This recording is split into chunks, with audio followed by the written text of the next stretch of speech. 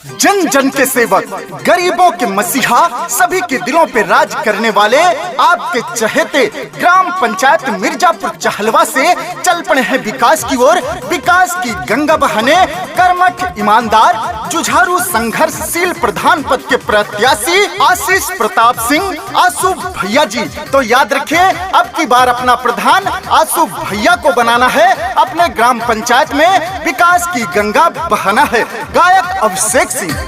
मिर्जापुर चहलवा के भगिया जगही है, मिर्जापुर चहलवा के भगिया जगही है। आशु भैया के प्रधान बनई है, आशु भैया के प्रधान बनई है। मिर्जापुर चहलवा के भगिया जगही है, आशीष भैया के प्रधान बनई है। हमें अपने घर के ललनवा सब दिया मत दनवाए चाचा। आशु भैया घर के ललनवा सब दिया मत दनवाए काका। तू दिया मत दनवाए चाचा, तू दिया मत दनवाए काका। आशीष भैया घर के ललनवा सब दिया मत दनवाए चाचा। हमें अपने घर के ललनवा सब दिया मत दनवाए काका। सुना है समंदर को बड़ा गुमान आया है, उधर ही ले चलो कश्ती जिधर तूफान आया है। और जिधर भी जाते हैं आशु भैया सब लोग यही कहते हैं, अपने ग्राम पंचायत का होने वाला प्रधान आया है। तो याद रखिए, किसी के लालच, किसी के बहकावे में नहीं आना है। अब की बार अपना आशीर्वाद देकर आशु भैया को प्रधान बनाना है। बन के प्रधान ये गांव चमकई है, पड़ी जो जरूरत आधी रतिये के आई है, पड़ी जो जरूरत आधी रतिये के आई है। बन के प्रधान ये गांव चमकई है, पड़ी जो जरूरत आधी रतिये के आई है। केहू पे नहीं आवे दी है या फतिया, धन बल सबके करी है मदतिया। पूरा होई सबके सपनवा सब दिया मत दनवाए चाची। आशु भैया घर के ललनवा सब दिया मत दनवाए काका। तू दिया मत दनवाए चाचा, तू दिया मत दनवाए काका। आशीष भैया घर के ललनवा सब दिया मत दनवाए चाचा। हमें अपने घर के ललनवा सब दिया मत दनवाए काका।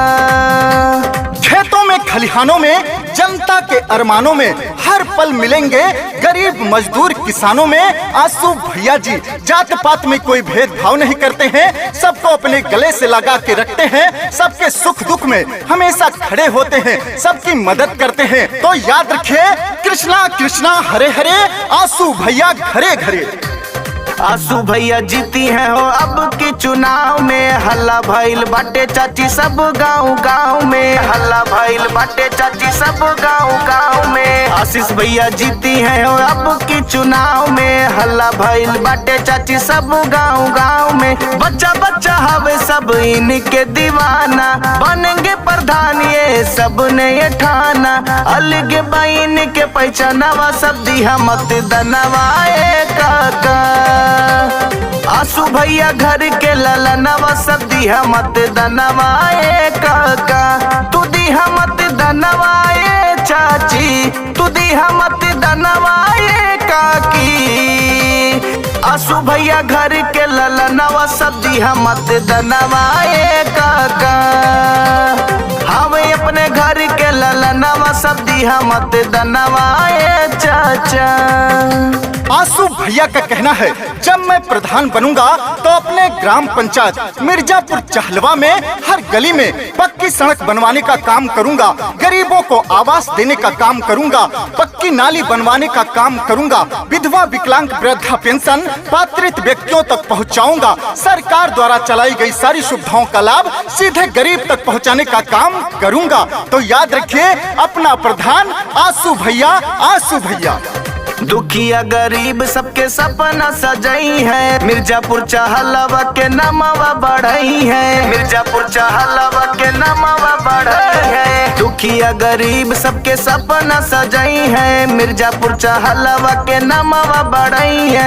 अभिषेक सिंह कहे सुना भाई निर्मल, आसू भैया जीती है होई गाँव उज्जल। जनता के रखी है समनवा सब दिया मत दनवाए काका, आसू भैया घर के ललनवा सब दिया मत दनवाए काका। तू दिया मत दनवाए चाचा, तू दिया मत दनवाए काका, आसू भैया घर के ललनवा सब दिया मत दनवाए काका। हम अपने घर के ललनवा सब दिया मत दनवाए चाचा।